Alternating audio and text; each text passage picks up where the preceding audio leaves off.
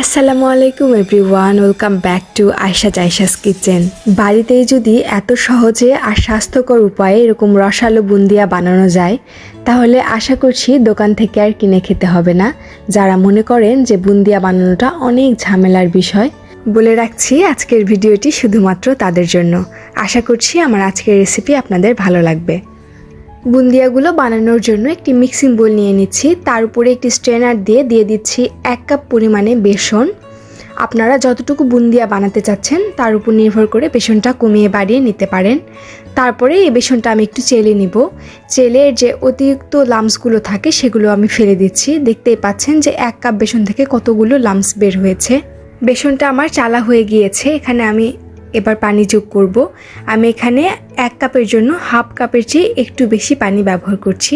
আমি কিন্তু একবারে পানিটা দিয়ে নিইনি, একটু একটু করে মিশাতে থাকবো আর একটু একটু করে পানি দিতে থাকবো। আজকের বুন্দিয়াটা তৈরি করতে আমি কিন্তু কোনো প্রকার বেকিং পাউডার অথবা বেকিং সোডা ব্যবহার করিনি।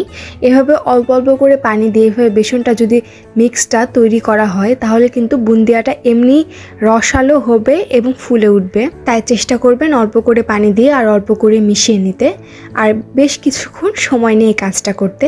তাহলে কিন্তু একটা পারফেক্ট বুন্দিয়ার ব্যাটার তৈরি হবে। আর এই বুন্দিয়ার ব্যাটারটা কিন্তু খুব বেশি ঘনও হবে না, আবার অনেক বেশি পাতলাও হবে না, মাঝারি কনসিস্টেন্সির একটা ব্যাটার তৈরি হবে। উপর থেকে ছেড়ে দিলে এরকম স্মুথলি যদি পড়তে থাকে, তাহলে কিন্তু বুঝতে হবে যে আমাদের ব্যাটারটা একেবারে তৈরি হয়ে গিয়েছে। যেহেতু আজকে 2টা কালারের বুন্দিয়া তৈরি করছি, এই জন্য আমি আরও একটি ব্যাটার একটি বাটিতে নিয়ে নিচ্ছি। তারপর আমি এর মধ্যে 2 থেকে 3 ফোঁটার মতো রেড ফুড কালার দিয়ে দিচ্ছি। তারপরে এই কালারটা ব্যাটারের সঙ্গে খুব ভালোভাবে মিশিয়ে নিব। ব্যাস, আমার ব্যাটারটা কিন্তু একেবারে রেডি হয়ে গিয়েছে। এবার বুন্দিয়াটা ভাজতে চলে যাচ্ছি। এবার একটি কড়াইয়ে পর্যাপ্ত পরিমাণে তেল নিয়ে তেলটা একটু গরম হয়ে আসলে এরকম একটা গ্রেটারের সাহায্যে আমি ব্যাটারগুলো উপর থেকে ছেড়ে দিচ্ছি। আপনারা কিন্তু চাইলে যে কোনো ধরনের চামচ অথবা যে কোনো ধরনের এরকম ছিদ্রযুক্ত স্ট্রেনার ব্যবহার করতে পারেন। এর মধ্যেই কিন্তু আমি বুন্দিয়াটা ভেজে নিয়েছি। ব্যাটারটা দেওয়ার পরে কিন্তু কোনো নাড়াচাড়া করা যাবে না, এক জায়গায় স্থির করে রাখতে হবে, তাছাড়া কিন্তু বুন্দিয়ার লেজ বের হতে পারে। আমি ভিডিওটা ফাস্ট করে দিয়েছি দেখে ভিডিওটা একটু মুভ হতে পারে, তাছাড়া কিন্তু আমি একেবারেই ধরেছিলাম স্ট্রেনারটা। দেখতেই পাচ্ছেন খুব সুন্দর কিন্তু বুন্দিয়াগুলো তৈরি হয়ে গিয়েছে এবং খুব কম সংখ্যক বুন্দিয়ারে কিন্তু লেজ বের হয়েছে। ব্যাস, বুন্দিয়াগুলো একদম রেডি। এবার বুন্দিয়াগুলোকে আমি রসে ভেজাতে চলে যাচ্ছি। এজন্য একটি কড়াই দিয়ে দিচ্ছি 1 কাপ পরিমাণে চিনি। এর সঙ্গে আমি যোগ করব 1 কাপ পরিমাণে পানি। চুলার জাল জ্বালিয়ে চিনির সঙ্গে পানিটাকে খুব সুন্দর করে মিশিয়ে নিয়ে এক তারের শিরা তৈরি করে নিব। এই শিরাটা যেন জমাট না বাঁধে, এজন্য আমি এখানে 1 স্লাইস পরিমাণে লেবুর রস দিয়ে দিচ্ছি। লেবুর রস দেওয়ার কারণে কিন্তু চিনির শিরাটা আর জমাট বেঁধে যাবে না।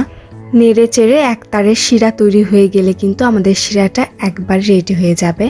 তারপর ভেজে রাখা বুন্দিয়াগুলো এর মধ্যে দিয়ে দিচ্ছি। বুন্দিয়াগুলো দেওয়ার পরে শিরার সঙ্গে বুন্দিয়াগুলোকে খুব সুন্দর করে নেড়ে চেড়ে মিলিয়ে মিশিয়ে দিব। তারপরে বুন্দিয়াগুলো চিনির শিরার মধ্যে একটা বলক উঠিয়ে ঢাকনা দিয়ে ঢেকে চুলার জালটা অফ করে রেখে দিচ্ছি, যতক্ষণ না পর্যন্ত এই বুন্দিয়াগুলো এই রসটা শুষে নেয়।